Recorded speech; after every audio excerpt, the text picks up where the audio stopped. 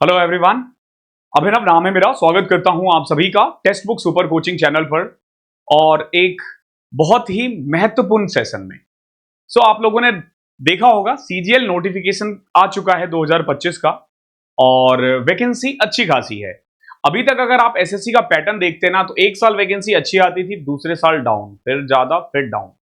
इस बार वैकेंसी अच्छी खासी है, ना बहुत ज्यादा है ना कम है। कम तो मैं बिल्कुल नहीं बोलूंगा, अच्छी खासी वैकेंसी है ये। अब जब कभी भी वैकेंसी आती है ना तो बहुत सारे बच्चे ना उस नोटिफिकेशन को ढंग से पढ़ नहीं पाते, क्योंकि ऑब्वियस सी बात है 113 या 114 पेज का डॉक्यूमेंट है तो नहीं समझ में आता और उनकी लैंग्वेज भी इतनी इजी नहीं है। तो मैं आप लोगों के लिए ना जो भी इंपॉर्टेंट पॉइंट है, एक एक इंपॉर्टेंट पॉइंट आप लोगों के लिए लेकर आया हूं। वीडियो थोड़ी लंबी होगी, थोड़ी नहीं बहुत ज्यादा लंबी होगी। मैं आपसे ये एक्सपेक्ट कर रहा हूं कि आप एंड तक देखना। मैं ना एक चीज गारंटी दे सकता हूं, इस वीडियो को देखने के बाद ना आप लोग ना एसएससी के फुल नॉलेजेबल आदमी हो जाओगे, जो ना लोगों की समस्याएं सुनकर उनको जवाब दे पाओ। इतनी ज्यादा इंफॉर्मेशन मैं आपको दे दूंगा। तो आप बोलोगे सर क्या क्या इंफॉर्मेशन देने वाले हो, तो ये देखो। सबसे पहले मैं आपको नोटिफिकेशन डिटेल बताता हूं कि क्या क्या चीजें मांगी गई है, क्या क्या चीज है, कब फॉर्म भरना है, कैसे कैसे भरना है। फिर हम नंबर ऑफ वैकेंसीज के बारे में बात करेंगे। देन हम पोस्ट एंड सैलरी की बात करेंगे कि किस पोस्ट की कितनी सैलरी होती है अप्रोक्सीमेट। देन हम एजुकेशनल और जो एज क्वालिफिकेशंस होता है उसके बारे में हम बात करेंगे कि क्या एलिजिबिलिटी है। देन हम पैटर्न की बात करेंगे, प्री और मेंस का क्या पैटर्न रहने वाला है। बहुत लोग बोल रहे थे कि पैटर्न चेंज होने वाला है, मैंने पहले भी बोला था कुछ चेंज नहीं होने वाला। देन हम सिलेबस की बात करेंगे कि सिलेबस क्या क्या है आपका। देन कौन कौन से डॉक्यूमेंट्स है जो आपसे मांगी जाएगी, ताकि आपके पास अभी सफिशिएंट टाइम है आप बना सको। देन उसके बाद बहुत सारे बच्चे ना इस चीज के लिए परेशान रहते हैं कि भैया फिजिकल और मेडिकल क्या है। तो ये सारी नॉलेज आपको मिल जाएगी, वीडियो को एंड तक देखना। मैं कोशिश करूंगा, कोशिश क्या, मैं आपको ना इसका जो पीडीएफ है ना पिन कमेंट में डलवा दूंगा टेलीग्राम लिंक के साथ। आप वहां जाके ना इन फ्यूचर भी ये पीडीएफ अपने पास रख सकते हो, कभी भी कोई डाउट हो तो आप यहां से देख सकते हो। मैंने एग्जैक्ट डेटा एसएससी के नोटिफिकेशन से उठाया है, कुछ भी खुद से टाइप नहीं किया है, ताकि एरर के चांसेस निल रहे। तो कुछ भी एरर नहीं होगा इसमें, यानी 100% एक्यूरेसी के साथ। तो सबसे पहले हम बात करते हैं इस नोटिस के बारे में। देखो, सबसे पहले जो डेट है ना, जो आपके लिए महत्वपूर्ण डेट है, वो है 9 जून 2025, जब से चालू हो चुका है। और 4 जुलाई 2025 तक आपको फॉर्म भरना है। 5 जुलाई से पहले पेमेंट हो जाना चाहिए। टाइम है 11 बजे रात को। अगर फॉर्म भरने में गलती से कोई गलती हो जाती है, होनी नहीं चाहिए, 9 जुलाई से 11 जुलाई के बीच में आप उसको चेंज भी कर सकते हो। उसके बाद 13 जुलाई से 13 अगस्त से 30 अगस्त तक ये एग्जाम होने वाला है। मोटा मोटी 18 दिन का पूरा शिफ्ट है। अब 18 दिन में 3-4 दिन की छुट्टी होती है, लाइक 15 अगस्त की छुट्टी होगी। दिसंबर में मेंस होने वाला है। दैट मीन्स की अच्छी बात यह है कि आपके पास इनफ टाइम है। इनफ बोले तो इनफ, बहुत बढ़िया टाइम है। टोल फ्री नंबर इन्होंने दे रखा है, यहां जाके आप कोई अगर दिक्कत आती है तो आप फॉर्म मतलब एसएससी से डायरेक्ट पूछ सकते हो। ओके, अभी देखो, क्या ये काफी है? नहीं। इसके अलावा ये जो मैंने आपको बताया ना, प्लीज इसको राइट डाउन कर लेना और इंपॉर्टेंट डेट को हमेशा याद रखना। इसके बाद देखो, वैकेंसीज की बात करें, वन बाय वन हम चलेंगे।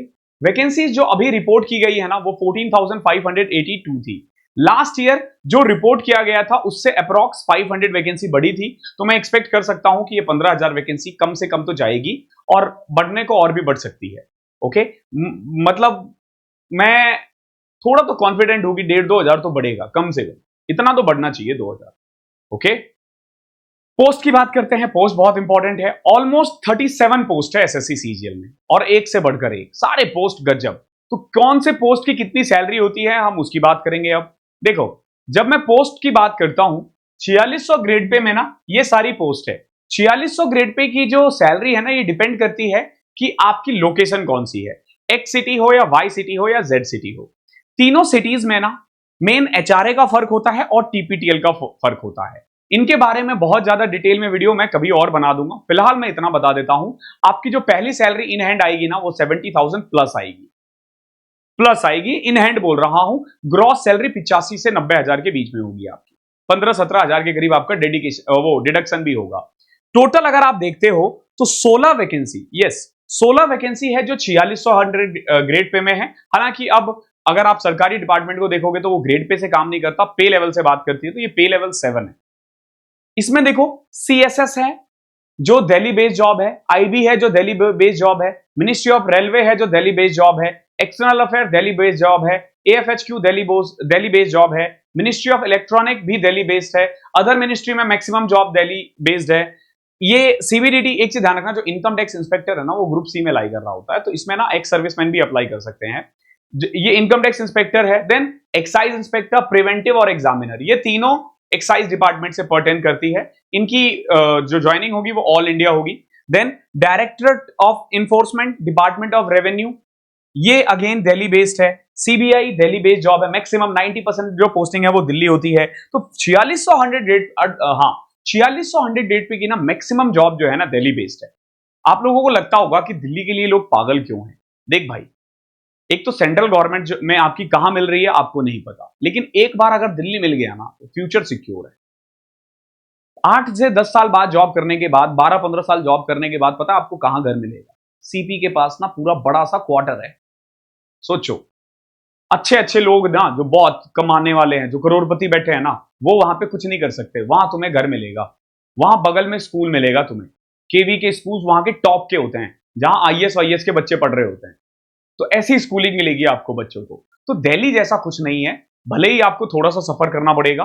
पॉल्यूशन के अलावा आई डोंट थिंक कि कोई प्रॉब्लम है। और अपन तो दिल्ली से है, तो दिल्ली में तो बस यहां का तो धुआं ही हमें सुकून देता है। ओके, अगला है 4200 ग्रेड पे। देखो 4200 ग्रेड पे की कौन कौन सी जॉब है। एक तो असिस्टेंट सेक्शन ऑफिसर भी होता है इसमें, एएसओ का असिस्टेंट, अदर मिनिस्ट्रीज में। ये ग्रुप बी में आती है, लेकिन पे लेवल 6 है, यानी 4200 ग्रेड पे है। एग्जीक्यूटिव असिस्टेंट हो गया, रिसर्च असिस्टेंट हो गया, divisional accountant CAG, sub inspector NIA के अंदर, सब इंस्पेक्टर जेएसओ के अंदर एमएचए, और junior statistical officer group B में आती है, और स्टैटिकल इन्वेस्टिगेटर भी 4200 ग्रेड पे की जॉब है। ऑफिस सुप्रिटेंडेंट, ये एक ऐसी जॉब है जो पहली बार एसएससी में आई है, पहली बार ऑफिस सुप्रिटेंडेंट आई है। और मैं बता रहा हूं, अगर आप ऑफिस सुप्रिटेंडेंट बनते हो ना, विद इन 8 to 10 ईयर आप एक प्रमोशन के बाद गजेटेड ऑफिसर बन सकते हो। गजेटेड ऑफिसर, हालांकि इन सब में भी एक के बाद आप गजेटेड ऑफिसर बन जाते हो। इसके बाद आ जाता है सैलरी के बारे में बात करें तो ग्रॉस सैलरी आपकी 60 से 65 के बीच में होगी। In and salary, gross salary 75 के अप्रॉक्स। ओके, देन अगर मैं 2800 ग्रेड पे की बात करूं तो ऑडिटर इन सीएजी, सीजीडीए और अदर मिनिस्ट्री, ठीक है, और सीजीए, ये आई थिंक दो, अच्छा अकाउंटेंट है ये। फिर अगेन सीजीए में भी अकाउंटेंट है, और अकाउंटेंट और जूनियर अकाउंटेंट अदर मिनिस्ट्रीज के अंदर भी होते हैं। ये सब ग्रुप सी में लाई कर रहे होते हैं। अच्छी बात ये होती है इनकी ना 18 से 27 साल चाहिए। ओके, तो यानी जो छोटे बच्चे भी है वो भी अप्लाई कर सकते हैं, जो नए नए जवान हुए हैं 18 साल के। तो सैलरी इनकी 50 से 55 होती है। और अगर मैं इनमें बात करूं तो 4200 ग्रेड पे में भी जो मिनिमम है ना वो 18 है और मैक्सिमम 30 है। एक जेएसओ को छोड़ दो, जेएसओ 32 साल तक है, ध्यान रखना, ये अच्छी बात है। 32 साल तक के लोग अप्लाई कर सकते हैं इसमें। देन 4600 में मैं एज बताना भूल गया था, सीएसएस, एमईए, एएफएचक्यू और central bureau of investigation CBI, ये 4 ऐसी पोस्ट है या 5 ऐसी पोस्ट है, मिनिस्ट्री ऑफ रेलवे भी, जिसमें ना मिनिमम एज आपको 20 चाहिए। ध्यान रखना, 18 वाले बाकी पोस्ट पे जाओ, ये 20 वालों के लिए, पहले बड़े हो जाओ फिर लेना ये वाला पोस्ट। देन बाद में आता है एंड में 2800 ग्रेड पे, बता दिया मैंने, ये तो 2400 ग्रेड पे, ठीक है। इसमें पोस्टल असिस्टेंट आ जाता है, सॉर्टिंग असिस्टेंट आ जाता है, सीनियर सेक्रेटरिएट असिस्टेंट या यूडीसी हो गया, या सीनियर एडमिनिस्ट्रेटिव असिस्टेंट हो गया, टैक्स असिस्टेंट हो गया, या सब इंस्पेक्टर इन नार्कोटिक्स। ध्यान रखना, नार्कोटिक्स में जो होता है वो 2400 ग्रेड पे के अंदर होता है, नाम लेकिन सब इंस्पेक्टर लगा हुआ है। सैलरी 45,000 है अप्रॉक्स। ओके, और मिनिमम 18, मैक्सिमम 27, ध्यान रखना। ये था पोस्ट और सैलरी जो इस बार आने वाली है। Now who can apply, eligibility क्या है। सबसे पहले बात करते हैं एज की। तो कुछ पोस्ट के लिए 18 से 27 है, कुछ पोस्ट के लिए 20 से 30 है, और एक के लिए 18 से 32 भी है। 18 से 32 जेएसओ के लिए है। 18 से 30 कौन सा है, वो 5 पोस्ट जो मैंने बोले थे उनको छोड़कर सब में 18 से 30 है, जो ग्रुप बी और ग्रुप बी में है जो मेरी, और ग्रुप सी में जो है उसमें 18 से 27 चाहिए। डेट मेंशन है, आप देखो, ज्यादा कंफ्यूज नहीं होना। आप अपना डेट ऑफ बर्थ देखो, क्या आप 2 अगस्त 1998 के बाद हो या 1 अगस्त 2007 से पहले हो, आप भर सकते हो। यानी मैं बता देता हूं सीधा, 2 अगस्त 1993 वाले भी अप्लाई कर सकते हैं, उसके बाद वाले, और 1 अगस्त 2007 से पहले वाले भर सकते हैं। तो ये बीच के 14 साल के जो बच्चे हैं ना, ये फॉर्म भर सकते हैं, मतलब 14 साल का डिफरेंस है। अब एज रिलैक्सेशन कहां कहां मिलता है? अगर आप SC ST से बिलोंग करते हो तो आपको 5 साल मिलता है, OBC से हो तो आपको 3 साल मिलेगा, PWD अगर आप अनरिजर्व हो तो आपको 10 साल का मिलता है। ठीक है, 10 साल का एज रिलैक्सेशन है। देन PWD OBC है तो आप 3 साल ऐड कर दो, उसमें 13 हो जाएगा। SC ST हो तो 15 साल। एक्स सर्विसमैन जो है 3 year after deduction of military service rendered from the actual age age on 1 August 2025, यानी ये समझ लो कि आपकी रिटायरमेंट के 3 साल के अंदर आपको ज्वाइनिंग कर लेनी है। ठीक है, फॉर एग्जाम्पल मैं आपको बताता हूं, वैसे तो बहुत टाइम होता है इनके पास, मैं बताता हूं क्यों। अब मान लो आपने सर्विस दे दिया 18 साल, बहुत बच्चे इसमें कंफ्यूज होते हैं। आपने 18 ईयर की सर्विस दी है और अभी आपकी उम्र है मान लो 40 ईयर। ठीक है, तो बेसिकली ये कैसे जुड़ेगा? मान लो किसी पोस्ट के लिए 30 है तो 30 में ये 18 ऐड हो जाएगा, प्लस 3 साल का और मिल जाएगा आपको। ओके, तो आप 50-51 साल तक भर सकते हो, तो आपके पास अच्छा खासा टाइम है। ओके, डिफेंस पर्सनल जो डिसेबल हो चुके हैं किसी भी तरीके से, उनको 3 साल का अलग से रिलैक्सेशन मिलता है। अगेन जो operation during hostility with any foreign countries और इन डिस्टर्ब एरिया जो है, अगर SC ST से हो तो 8 साल। ये देखो एडिशनल किसको किसको मिलता है। For example central government civilian employ, जिनको ना 3 साल जिन्होंने सर्विस दे दिया है, आप अगर 40 साल तक हो तो आप भर सकते हो। मतलब आप सोचो मैं 40 साल तक भर सकता हूं फॉर्म। ठीक है, तो कल को अगर मान लो मन बदला तो चलो SSC की तैयारी करते हैं फिर से। Now central government civilian employ SC ST 45 साल तक भर सकते हैं। विडोज एंड डिवोर्सी जो हैं वो 35 साल तक भर सकती हैं। विडो डिवोर्स अगर आप SC ST से हो तो 40 साल, 5 साल का वहां पे भी आपको रिलैक्सेशन मिल जाएगा। आई होप क्लियर होगा। एजुकेशनल क्वालिफिकेशन में कोई रिलैक्सेशन नहीं है। सबसे पहले मैं आपको बता रहा हूं, JSO और स्टैटिकल इन्वेस्टिगेटर को छोड़ दो, इन 2 पोस्ट के अलावा बाकी सब पोस्ट में क्या चाहिए? The candidate who have appear in the final year on their graduation can also apply, however the must possess essential qualification on 1 August 2025, यानी कि आपको बस एक बैचलर की डिग्री चाहिए, यानी आप हो ग्रेजुएट, बस। किस स्ट्रीम से हो फर्क नहीं पड़ता। 1 अगस्त 2025 से पहले आपका नोटिफिकेशन आ जाना चाहिए। अगर आपका नोटिफिकेशन आपका रिजल्ट आ जाना चाहिए। अगर रिजल्ट नहीं आता है तो आप अप्लाई नहीं कर सकते। अब बात करते हैं स्टैटिकल इन्वेस्टिगेटर। ये कौन भर सकता है? जिसने ग्रेजुएशन में कम से कम कभी ना कभी एक पेपर स्टैटिक्स का दिया हो। नहीं दिया है तो नहीं दे सकते। बीकॉम वाले भर सकते हैं, आप स्टैटिक्स पढ़ते हो। JSO के लिए कौन अप्लाई कर सकता है? बैचलर डिग्री जिसके पास स्टैटिक्स के साथ है वो कर सकता है। ठीक है, statics as one of the subject, again BCom वाले भर सकते हैं। और JSO के लिए कौन कर सकते हैं? और अगर आपके 12th में 60% थे मैथ्स में, सिर्फ मैथ्स, बाकी में फर्क नहीं पड़ता, तो भी आप अप्लाई कर सकते हो, नो मैटर आप आर्ट से हो या फिर कॉमर्स से हो या साइंस से। तो ये एजुकेशनल क्वालिफिकेशन था। आई होप कोई दिक्कत यहां तक नहीं होगी। अब बात करते हैं स्कीम्स ऑफ एग्जामिनेशन, यानी आपके एग्जाम्स क्या क्या होने वाले हैं, यानी काइंड ऑफ पैटर्न क्या होता है पेपर का। तो आपको पता होगा 2 लेवल होता है, टीयर 1 एंड टीयर 2। सबसे पहले आप टीयर 1 देते हो। टीयर 1 में ना 4 सब्जेक्ट्स होते हैं। रीजनिंग सबसे पहला पेपर होता है, फिर GS, फिर मैथ्स, फिर इंग्लिश। 25-25 क्वेश्चंस होते हैं, 50-50 मार्क्स का। हर क्वेश्चन 2 नंबर का होता है। 1 घंटे में ये 100 क्वेश्चंस आपको करने होते हैं। 200 मार्क्स का पेपर होता है। अगर कोई बच्चा 150-60 ले आता है तो वो प्री क्लियर कर लेता है। मोस्ट ऑफ द टाइम 99% वो क्रैक कर लेता है। नेगेटिव मार्किंग ध्यान रखना 1/4 है। प्री में नेगेटिव मार्किंग कितनी है? 1/4 है। जब आप एक बार प्री निकाल लेते हो, तो आपको मेंस के लिए बुलाया जाएगा। मेंस में भी 2 टाइप के बच्चे होते हैं। एक जिनको JSO का पेपर देना होता है। अगर आपको JSO का पेपर देना है तो पेपर 1 के अलावा पेपर 2 भी देना है। पहले पेपर 1 को देखो। पेपर 1 में ना 3 सेक्शंस में इन्होंने डिवाइड कर रखे हैं, एक्चुअली 4 सेक्शन में। जो पहला सेक्शन होगा ना और जो दूसरा सेक्शन होगा, मार्क्स इन्हीं के जुड़ते हैं। मैथ्स 30 क्वेश्चन 90 नंबर का, रीजनिंग 30 क्वेश्चन 90 नंबर का, यानी मैथ्स और रीजनिंग मिला के 180 नंबर का पेपर होगा। फिर इंग्लिश और जीके 45-25, इतने इतने क्वेश्चंस होते हैं, 210 और 180। ये जो 210 और 180 है ना, इन्हीं 390 मार्क्स से कट ऑफ डिसाइड होता है। इन्हीं 390 मार्क्स से कट ऑफ डिसाइड होता है कि आपकी पोस्ट, आपकी जॉब लगेगी नहीं लगेगी। ठीक है। इसके अलावा ध्यान रखना, ये जो सेक्शन 3 और 4 है ना, इसको हल्के में लेने की कोशिश मत करना। कंप्यूटर का एग्जाम है और टाइपिंग है, दोनों ही मैंडेटरी है, दोनों ही मैंडेटरी है। आपको क्वालिफाई करना है, बस इसके नंबर नहीं जुड़ेंगे, बट क्वालिफाई करना होगा। जो कंप्यूटर टेस्ट होता है इसमें 30% चाहिए मिनिमम, यानी आउट ऑफ 60 18 नंबर तो चाहिए चाहिए अनरिजर्व कैटेगरी को। और जो टाइपिंग है ना, टाइपिंग, इसमें 27 वर्ड्स पर मिनट की स्पीड चाहिए। आप 27 वर्ड तो कर ही लेता बच्चा, देख कर भी टाइप कर सकता है। ओके, तो टाइपिंग बहुत ज्यादा टफ नहीं है। देन पेपर 2 होगा आपका स्टैटिक्स का, 100 क्वेश्चंस आते हैं, 2-2 क्वेश्चंस का हर नंबर होता है, हर क्वेश्चन 2-2 नंबर का होता है। अब बात करते हैं सिलेबस की। ये टीयर 1 का सिलेबस है, इस पे एक डिटेल वीडियो मैं आपको बना दूंगा, आप फिर भी इसको सेव करके रख लेना। टीयर 1 में रीजनिंग का सिलेबस ये है, जीए का सिलेबस ये है, आप इसे देख सकते हो। मेनली हिस्ट्री, पॉलिटी, जीके जो आती है ना ल्यूसेंट वाली, जो अभी अपने वरुण अवस्थी सर रटवा रहे हैं बच्चों को, क्या गजब का प्लेलिस्ट डाला है इन्होंने, सर ने ना गजब कर दिया है। अगर कोई बच्चा उसे फॉलो कर लेना, देखो ल्यूसेंट हमारा माई बाप है, ल्यूसेंट हम निकले ही ल्यूसेंट के कारण है, तो और पूरा करवा देना अपने आप में बड़ी बात है।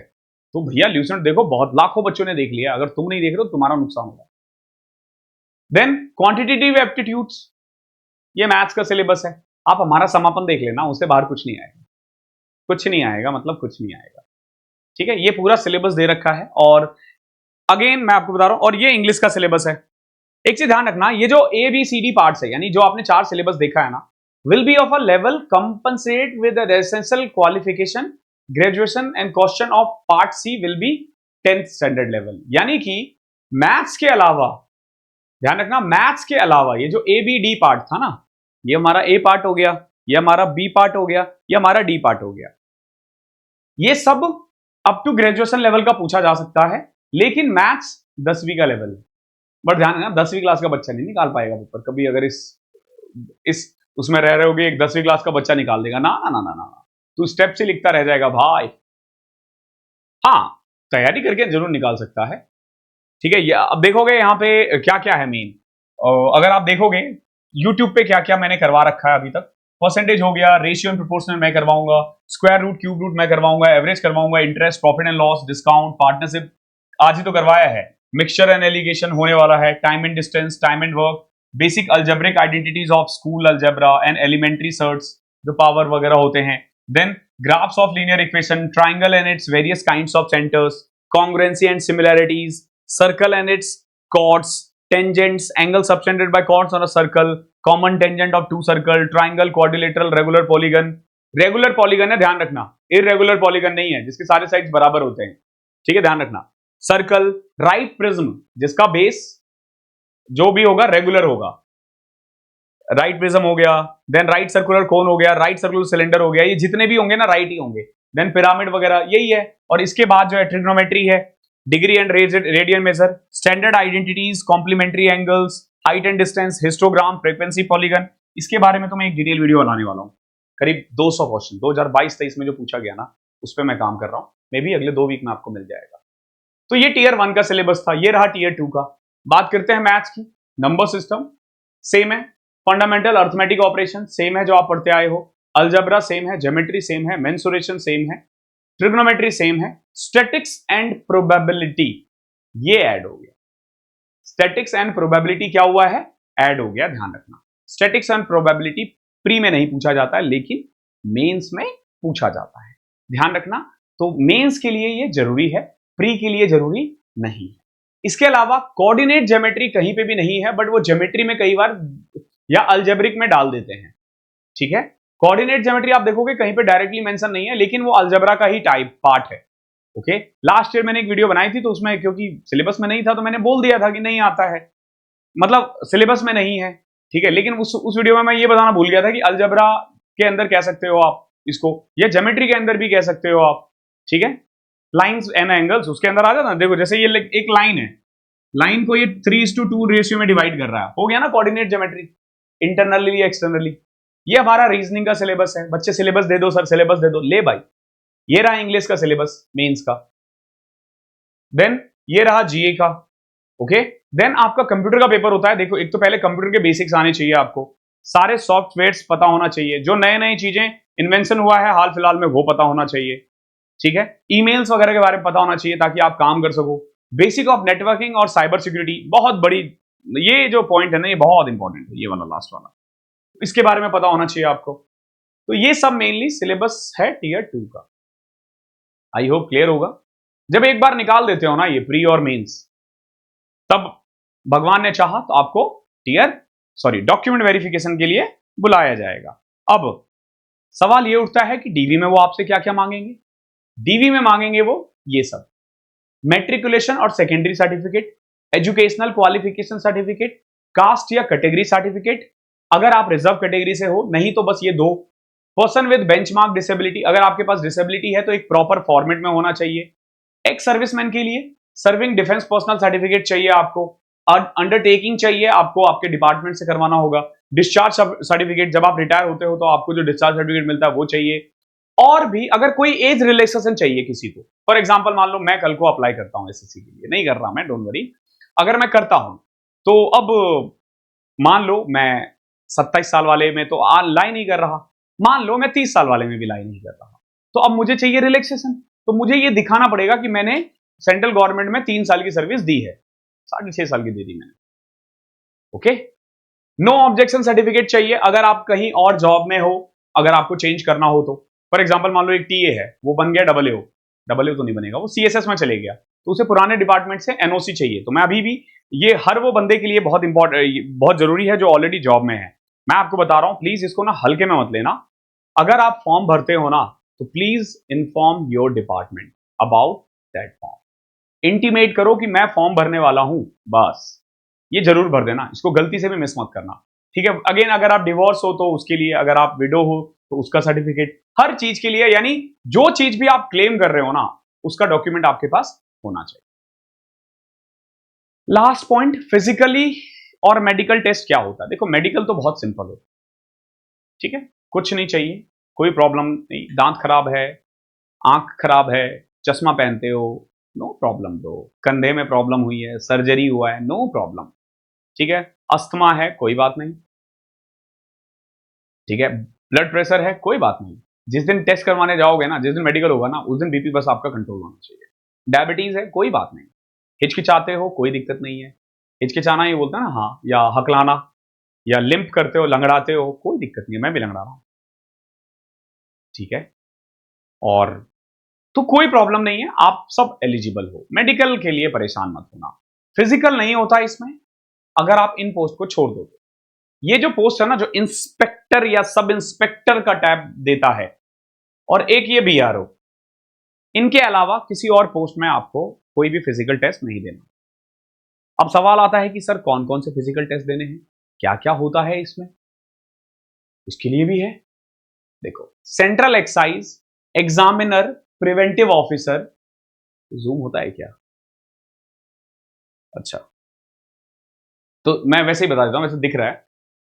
देखो सबसे पहले ना, फिजिकल स्टैंडर्ड मतलब कि ये रिक्वायरमेंट है, ये आपका होना ही चाहिए तो ही, जैसे हाइट आपका 157.5 होना चाहिए, 5 सेंटीमीटर का आपको रिलैक्सेशन मिल जाएगा अगर आप एसटी हो या गोरखा हो, ठीक है, या गढ़वाली हो। चेस्ट 81 सेंटीमीटर होना चाहिए, fully expanded with a minimum expansion of 5 centimetre. 5 centimetre का एक्सपेंशन, देखो जब आप ऐसे करते हो ना तो ये 5 सेंटीमीटर ना फूल जाना चाहिए। ओके, फिर ये फिजिकल स्टैंडर्ड है, ये रिक्वायरमेंट है। टेस्ट क्या होगा, ये मेल के लिए है, 1600 मीटर भागना है आपको, 1500 वॉक करना है 15 मिनट में, आराम से कर लो। साइकिलिंग करनी है 5 किलोमीटर 30 मिनट के लिए, ठीक है। बट अगर आप सेंट्रल ब्यूरो ऑफ नार्कोटिक्स में जाते हो ना तो उसमें साइकिलिंग नहीं चाहिए। फीमेल कैंडिडेट के लिए देखो, हाइट है 152 सेंटीमीटर, वेट मिनिमम होना चाहिए 48 kg, इससे पतला भी कोई है तो प्लीज खाना पीना स्टार्ट कर दो, ठीक है। देन हाइट 2.5 सेंटीमीटर का मिल जाएगा if you are from Garhwal region, ठीक है, और वेट का भी 2 kg मिल जाएगा आपको अगर आप गढ़वाल, गोरखास, असामीज या फिर शेड्यूल्ड ट्राइब से बिलोंग करते हो। फिजिकल टेस्ट होता है लड़कियों के लिए, 1 किलोमीटर वॉक करना है 20 मिनट में, साइकिलिंग करनी है 3 किलोमीटर 25 मिनट में। Cycling is not applicable for the post of, again वही सेंट्रल ब्यूरो ऑफ नार्कोटिक्स।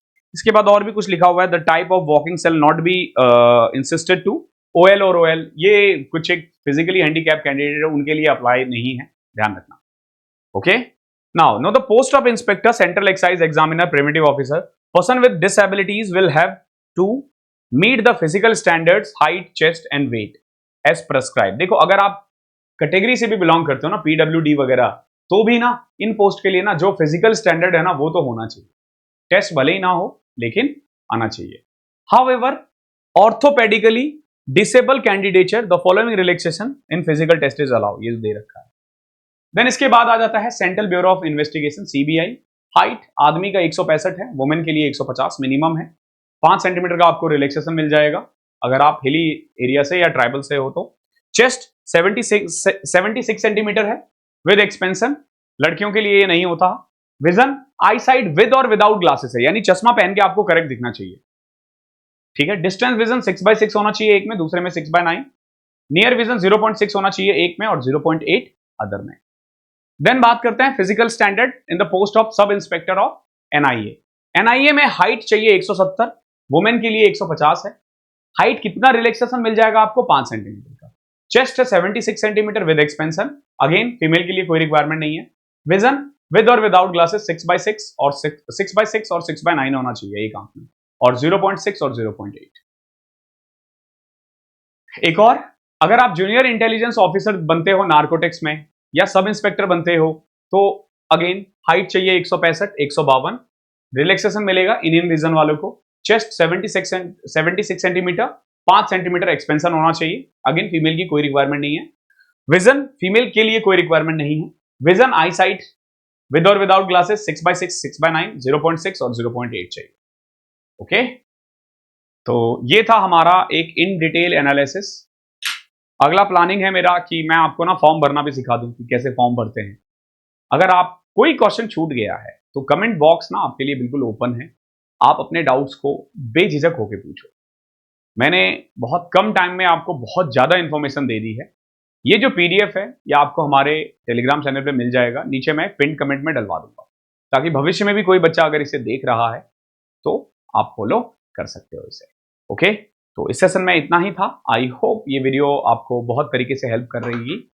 और अगर फिर भी कोई चीज छूट गया है, देखो मतलब everything is covering everything is not practically possible, because कि 118 पेज का है, बट जो जो चीज हमें जाननी चाहिए वो सब चीजें मैंने आपको बता दी है इसमें। फिर भी कुछ छूट गया है तो कमेंट बॉक्स ओपन है, अगर मुझे लगता है कि उस पर कवर अलग वीडियो बनाना चाहिए मैं बना दूंगा, ठीक है। और थैंक यू सो मच। अगर एफर्ट अच्छा लगा हो तो कमेंट जरूर करना।